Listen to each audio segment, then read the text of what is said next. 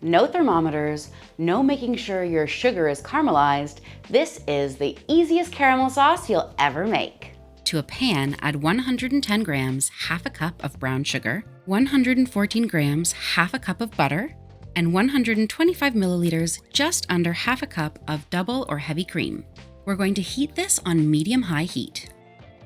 Once it's all melted together and it's starting to bubble, turn the heat down to medium and let it cook for 15 minutes, stirring pretty regularly. After 15 minutes, remove your pan from the heat. Now add in 4 grams, 1 teaspoon of vanilla extract, a pinch of baking soda, and a pinch of salt. The baking soda helps to make sure your caramel sauce doesn't split and stays nice and smooth and creamy. And that is the easiest caramel sauce you've ever made.